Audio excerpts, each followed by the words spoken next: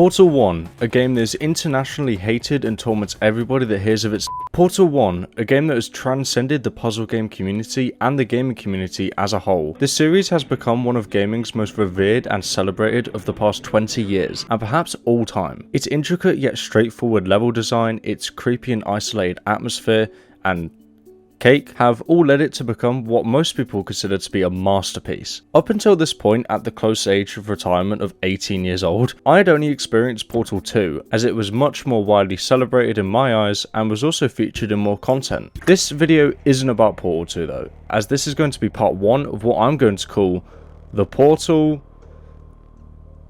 videos. Basically, this video is about this game, another video will be about that game. Got it? Cool. Anyway, before we get into my experience of the game, as with the last video, let's give you a brief history of Portal 1.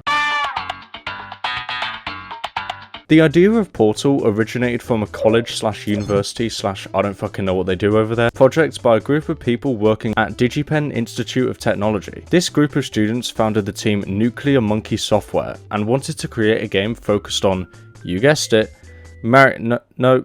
portals. Yeah, it was portals. They created Narbacular Drop, an extremely short tech demo starring some fairy woman used to demonstrate what their idea could do, and people absolutely loved it. They got snatched up by Valve, given £10 million each, and got to work on a well-titled game to release alongside Team Fortress 2 and Half-Life 2. The game took roughly 2.5 years to make, with a microscopic team of just 10 people. After a gratifying but challenging development, Portal 1 was released, and it was magical.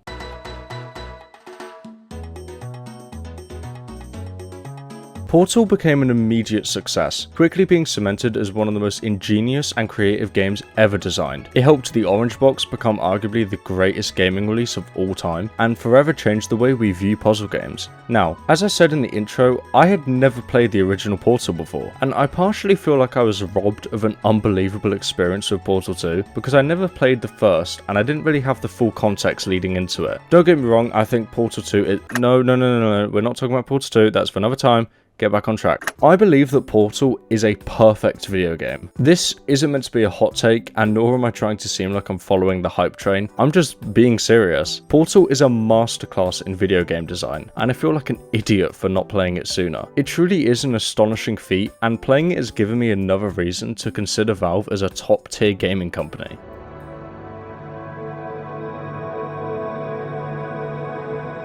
You start the game off in a sort of incubation chamber, waking up to the sound of an absolute jam before it's interrupted by a robot's voice. Hello, and again, welcome to the Aperture Science Computer Aided Enrichment Center. We hope your brief detention in the relaxation vault has been a pleasant one. Your specimen has been processed, and we are now ready to begin the test proper. Before we start, however, keep in mind that although fun and learning are the primary goals of all Enrichment Center activities, serious injuries may occur. For your own safety and the safety of others, please refrain from... Stand back. This voice is GLaDOS, who appears to be the operator of this facility that's unknown to you. You then witness two portals appear in front of you, one in blue and one in orange. Immediately, we are presented with the whole mechanic of the game, in a world that feels both simple and effective. You enter this clinical, compact room with a box and a button, which is simple enough to understand, and then you just enter the elevator, whilst carefully being watched by a camera on the wall. When the door closes in front of you, you're left with a feeling of isolation. A feeling of loneliness, which I believe is what makes this game so captivating. You never once feel like you're going to meet anybody. From the moment you open the game on the main menu, you're immediately hit with the feeling of abandonment, stuck in this factorial purgatory that gives you no explanation as to why it exists, and more importantly, why you're in it. I find this part of the game to be what works best, just the feeling of utter despair. It's especially haunting, which is helped by the game's level and sound design, which I will come back to later. After getting an understanding of how shapes work, I'm in year 1, you are greeted with the sight of the portal gun, the main tool you'll be using for the duration of the game. I didn't realise this until playing the game for the second time around, but it takes 11 chambers to gain full access to its power, being stuck with just a single blue portal for the vast majority of the game. Once it's fully unlocked, the tasks you were presented with become increasingly more difficult. The developers of Portal wanted players to feel feel ready when stepping into more challenging chambers, choosing to make the game easy to play but hard to master. I found myself struggling a bit and repeatedly dying through my initial playthrough, despite already knowing the mechanics and feeling confident in my ability. It isn't until chapter 16 that we are finally greeted with your first form of somewhat life. These turrets are sadly not your friends though, and you have to face your biggest fear and murder your friends. Test Chamber 17 introduces to you one of the most mysterious aspects of the game yet, a companion cube. GLaDOS explains to you that this cube is your friend unless it feels threatened, but if you're like me and have a heart, you go ahead and take this guy on an adventure of a lifetime.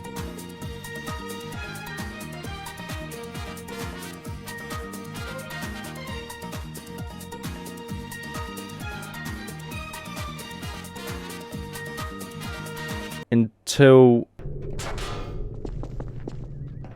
You did it. The weighted companion cube certainly brought you good luck. However, it cannot accompany you for the rest of the test and, unfortunately, must be euthanized. Please escort your companion. You euthanized your faithful companion cube more quickly than any test subject on record. Congratulations.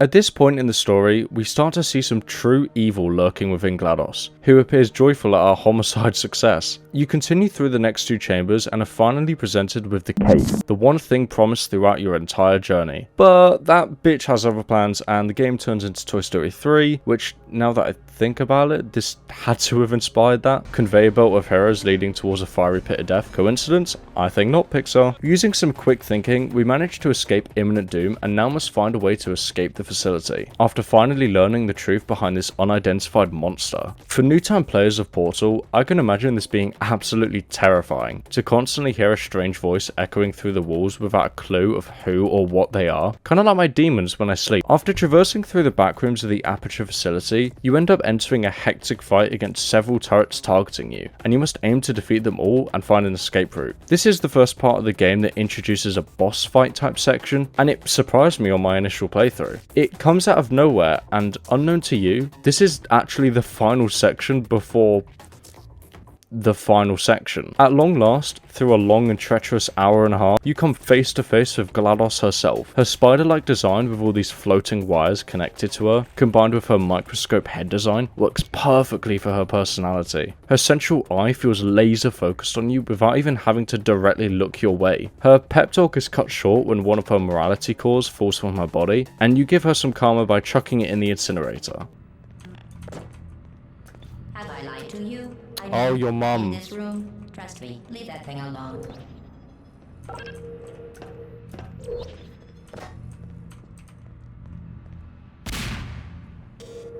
You're kidding me. Did you just stuff that Aperture Science thing, we don't know what it does, into an Aperture Science Emergency Intelligence Incinerator? That has got to be the dumbest thing that... Whoa. Shush. Whoa.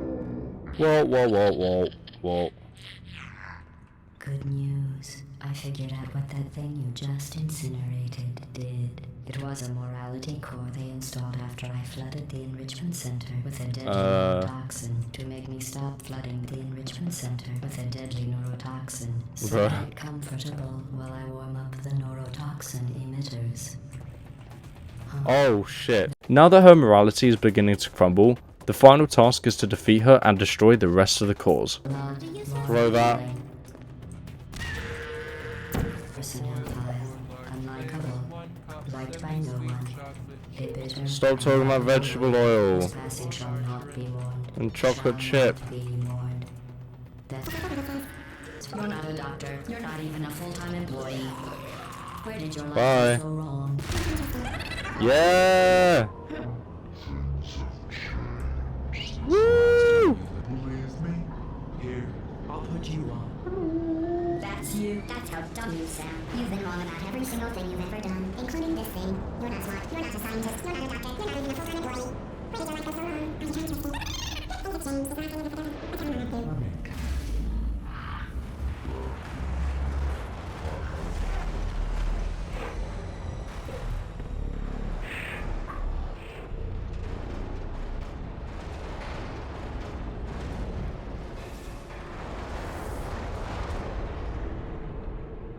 And that's it. Just like that, you've beaten Portal. I won't lie in saying that I initially found the short length of the game to be somewhat underwhelming, but that was purely because I just wanted there to be more. I ended up replaying the game the next day and soon saw why people praise this game with the word perfect so often. It is undeniably a perfect game with a perfect story. It does what it needs to do in a concise way, gives you many excellent puzzles to solve, and gives you a conclusion to a story that is simple in concept but much more detailed beneath that. Portal's story may not be as grand as games such as The Last of Us or Celeste, which I still need to finish, but it gives you a narrative in a game that you will stick with forever.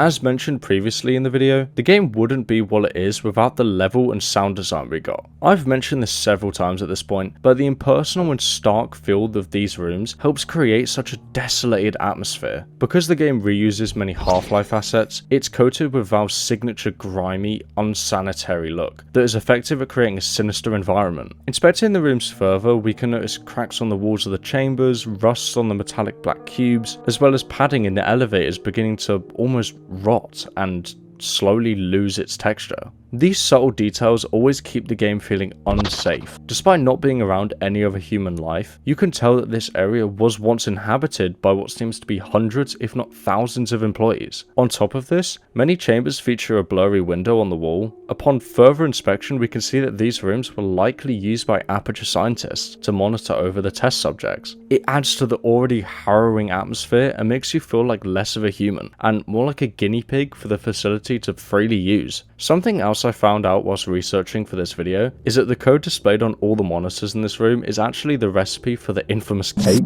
I knew it had to be something because Valve loves hiding little Easter eggs in their titles, and I even mentioned it while playing for the first time, but I'm glad I now know that for certain. Accompanying the domain of Aperture Science is the sound design, which in my eyes, or ears I suppose, is what makes the feel of this game so much darker. I am a sucker for good sound design, okay? I listen to a shit ton of music, and I feel like it's just as, if not more important than what you actually see on the screen. Portal's soundtrack to me is up there with some of the greats. To anyone that knows me, you'll know that I rave about the Ori series having pretty much the best soundtrack of all time, as well as one of the best songs of all time that I think any video game has ever had. Yes, I even think it's better than Gusty Garden, okay? Someone please tell me to do a video on that series too. I've owned the first game on PC for like 2 years and I've never played it on PC. Someone forced me to fucking do it. These two franchises have entirely different soundtracks, but both do the same job. They add to the look of the game by adding more emotion, or in Portal's case, less. This game's soundtrack can be described in one word: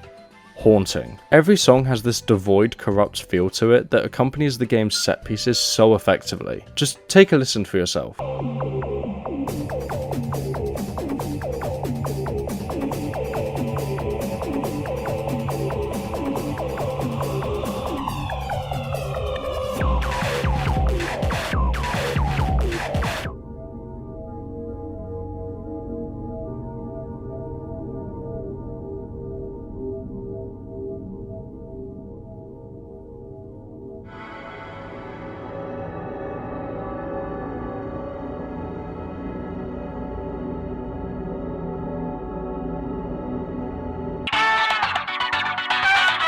These songs add to how isolated this game makes you feel. There's a sense of discomfort to each track that makes you feel uneasy, like you don't belong here. The game does do a Yeezus though, as the final end credits song is one of the most cheery, unorthodox bangers ever. These combine so well with the general sounds that the facility echoes. When waiting in the elevators, a sense of dread is created from the sound of it scraping its vertical tunnel. Standing next to signs, you can hear the screen's partial sound emission as if it's meant to be background music. Walking around the chambers, a hollow noise echoes around you without any known source. Dread always seems to overwhelm you in these moments, as when you take a moment to simply listen to what's around you, it only adds to the sense of seclusion from the outside. Even the cake at the end, shown as this appetizing, beautiful object, is surrounded by nothing but buzzing from the cause behind it.